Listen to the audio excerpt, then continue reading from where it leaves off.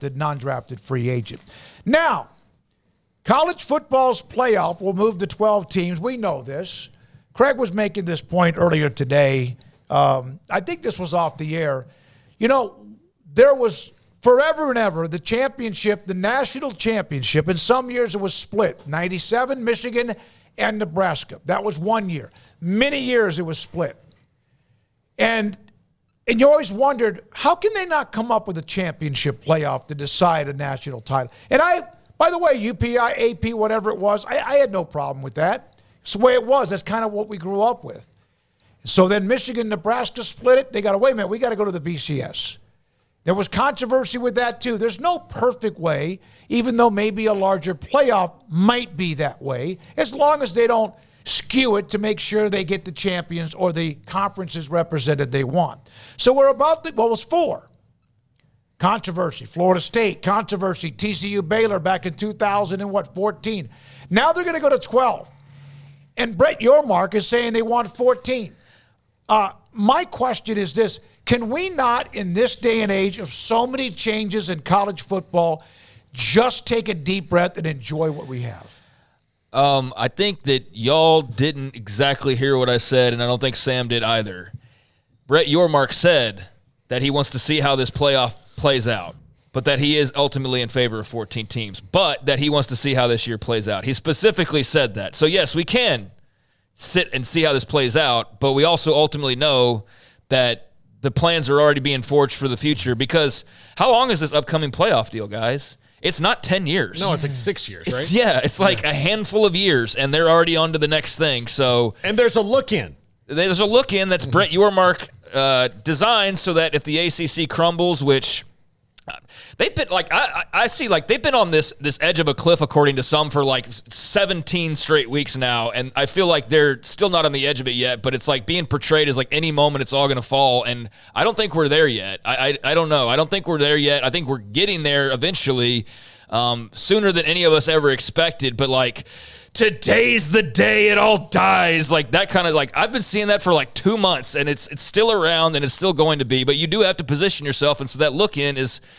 a brilliant idea in terms of you know, looking ahead and everything, but I think it's human nature to always be looking ahead, and I think in the case of the playoff, we know it's going to change again, and so he's just saying out loud what I think everybody already kind of figures, and I understand from your viewpoint, though, can we just settle down and just let things be what they are, but like, at the same time, you say that, and it just sounds so archaic, because that's not at all the world we live in anymore. I hate to say that, but it's not. I mean, I would love it if you could just let something sizzle and bake and give it some TLC and let it be what it can be, but we just don't live in that kind of a world anymore. It's always on to the next thing, the next thing, the next thing. So until we get to a place where there's just the thing, which they're still trying to sort through what that is, I think it's always going to be people trying to come up with ideas to evolve this thing to better position themselves. And I think in Brett Yormark's mind, is the Big 12 better off with an expanded playoff, even more so than 12? Yeah, I think that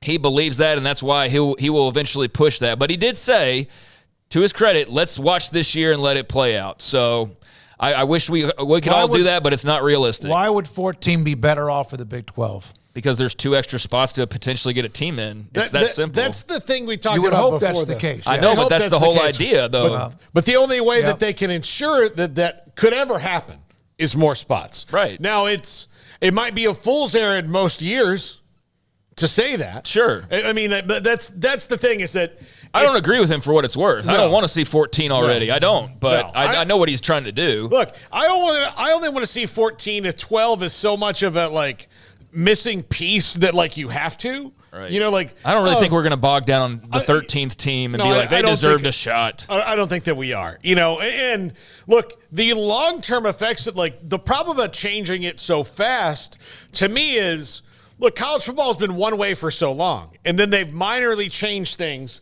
and this is a major change.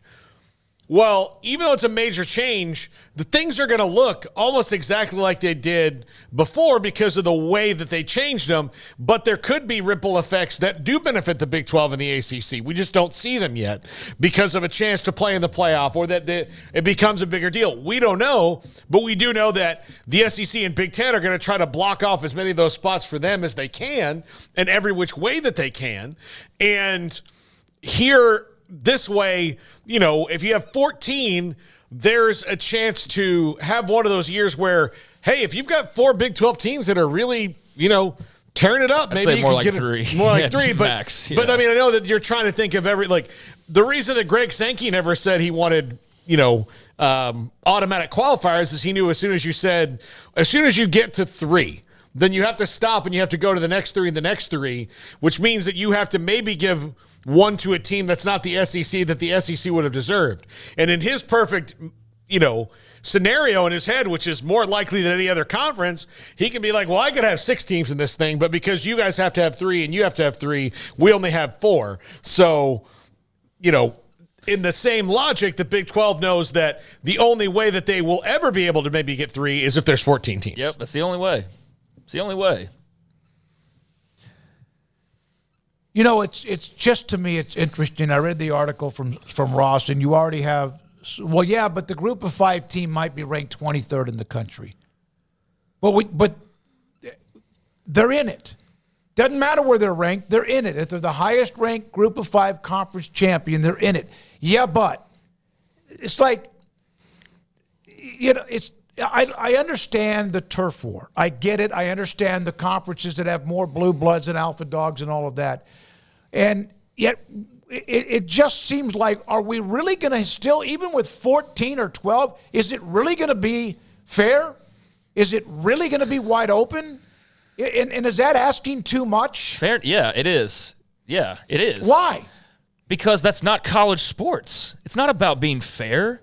And now we can have a whole debate on whether that's right or wrong. I think we'd all agree that's wrong. But, like, do we cover the same sport? Like, every single person is out there trying to make the most money for their league. We act like Greg Sankey's on the same team with these other guys. We do all this tribalism thing. Everybody's out to just make the most money they possibly can, and that's where they're at risk of running people off because of their greed, just constantly causing choppy waters to the point of, like, you just don't care at a certain point, especially if you're a team that's getting screwed left and right. Let's say an Oregon State fan or something, or another team that could be in danger. But, like, I just think what you're asking for is valid, but it's just not realistic because you're wanting, like, kumbaya and everything to just settle in and be peaceful, and it's like we're nowhere close to that. The playoff, the portal, on and on and on. Like, it's a lovely idea, but it's also not anything that's going to happen in the next, like, few years. I mean, we got to, like, have people actually settle into a league and be there before we can sit there and think that, like, there's going to be this harmony that resides over the sport. And quite frankly, I don't know if there's ever been harmony, so to speak. Part of why people love it is the chaos. I just think that you can almost overdose on the chaos, and that's where they found themselves just because of legal battles and things of that nature that they can't control everything at this point. So it's more uncontrollable than ever and has led to just this crazy landscape. But yeah, I mean, I'm with you. I wish it was a lot simpler, but can we not? Like, who are you talking to? You're talking to Greg Sankey. It's not his job to preserve the whole environment of college football and have everybody be happy every Saturday. His job is to go make the best and most deals that he can. Okay, they're making the most money. They already are. They're getting the bigger television revenue. They're going to get more of the chunk of the college football playoff. They're going to have more and more. Why isn't it Greg Sankey or Tony Petitti or Brett Yormark or Jim Phillips' job to make sure college football is okay? Why is it?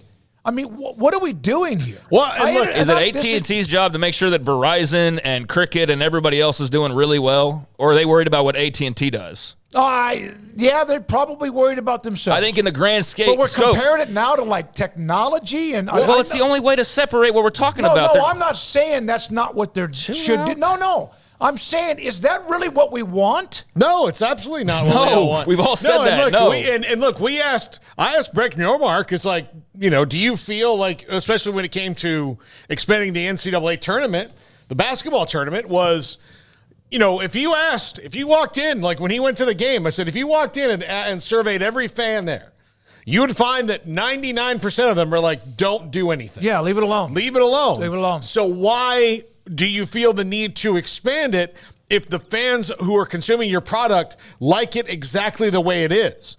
And this is not like, in this situation, this isn't this isn't like medical technology where, like, yes, there's a surgery that can get rid of your brain tumor, but you have to shave your head. Well, I like my hair.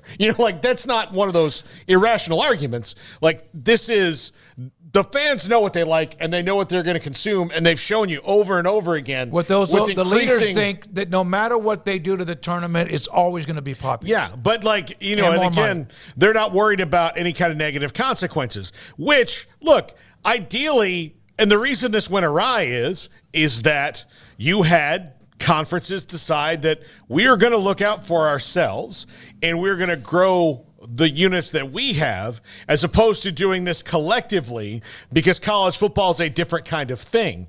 And then so whoever was the first one to have that goal, whether it was the SEC and Mike Slive before Sankey even came along, or if it was the Big Ten and Jim Delaney. And it might have been the Big Ten and Jim Delaney, because not even like just unilaterally doing what is right for the league, Jim Delaney just didn't like a lot of new ideas. Like, he hated the idea of a playoff. He hated the idea of a lot of things.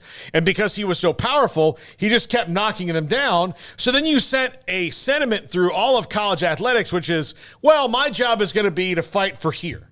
And this is all my job is. And even though ideally I would like for this to work in Congress, it doesn't matter. Like, we have to do what's best for us. And the SEC happened upon having schools and alumni bases that don't really care how their money's spent as long as W's come out of it.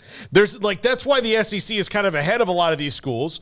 Like, there's a lot of big, like I saw Matt Brown tweet today about an NIL situation where he's like, look, the most people who have the most money are 65 and older, and they're not just into NIL. They kind of want to wait and see. As where in the SEC, it's different. They're like, how can we win? I don't care how. Here's my money. Go win. Yeah. Make sure I have a nice seat for the game. And we always go back to Craig Sankey. Why is he suddenly so cutthroat and looking out for himself? The alliance. Yeah. They started the ball rolling, if anything. Mm-hmm. Like, we're going to look out for our best interest. And everybody else said, okay, well, I guess we'll look out for our best interest. So you don't even start with the SEC when you're talking about why did suddenly everybody get so selfish. It's because basically you drew battle lines during COVID and then said, hey, Big 12, you might die. Sorry, see you later. And then the other league dies. And so it's created this whole – that's what I keep talking about, this tribal thing. College football is tribal to begin with, but, like, it's come to the conferences more than ever before because you've had the Big 12 rally together because of new schools, but also just having to survive together. It's created this bond. The SEC, like, they started the whole tribalism thing. And I blame them for that when it comes to the conference pride thing. The Big Ten obviously feels a certain type of way about itself. But, yeah, I mean, when everybody, I think particularly during COVID, basically said, like, hey, we're going to look out for ourselves. And if you guys have, anything go wrong, I'm sorry for you. But that's it. I think everybody said, all right, well, we got to watch our own backs and worry about ourselves and do what we got to do. And, yeah, you come together on occasion for the greater good, but it's not Greg Sankey's fault, nor is it his job. And in this whole grand scheme to create this perfect harmony where everything's peaceful. And quite frankly, even if everybody was on the same page, it doesn't solve all the court cases. It doesn't solve every issue that you're facing because the people that came before you for 50 years dragged their feet so that they could pinch every penny possible to not give it to the student athletes. So I know it's frustrating, clearly, but it's also but there's nothing wrong with me voicing that frustration. No, nobody said that. Like, what I'm saying is, eventually, can somebody just say, why are we doing this, even if I know the answer to the question? I think a lot of them do, and they just they talk about it every day. Doing right now. Right now, we're just shouting into the void. Let's go back to what Yormark said. He would like to see how this thing plays out, but he understands he wouldn't mind going to 14. Dan in the chat, The only reason expanding the college football playoff is so the P2 can get even more buys and guaranteed spots. So is that in the best interest of the Big 12? Well, that's obviously not his opinion. That's not Brett Yormark's opinion. No, I'm just saying, but that's an opinion of Okay, somebody well, who that's watches the his. show. I appreciate that person's opinion, but that's not necessarily the way Brett Yormark's thinking. It's that simple.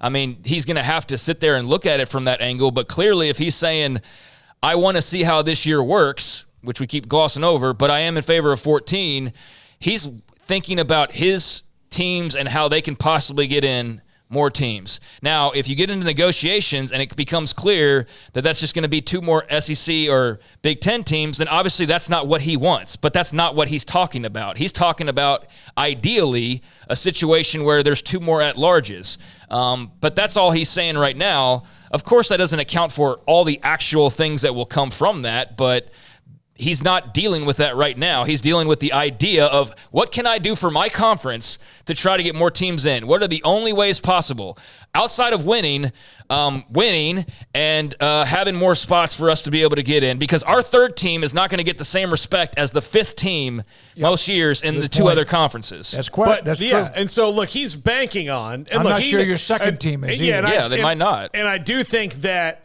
with what they have, like with what the Big 12 has going forward, he's just trying to be bullish on what they could be. Exactly. Because if he's not, then they might as well just, start breaking up the league. He keeps saying over and over again, our best days are ahead of us. Yeah. And look, he's not the grand wizard of like all knowledge of college, future and everything like that. Like we've already said, he's been wrong about a couple of things, or his ideas in a couple areas aren't that great, but his job is to do what the presidents and the ADs and those in the Big 12 leadership groups are basically telling him to do, and to put his own sauce on it in some ways as well. But yeah, ultimately, no, he doesn't want 2 spots that are not going to go to his teams, but he's got to pitch what he can to try and get what he can, and that's all he can do. Otherwise, he's not doing his job. From JG, unfortunately, Craig's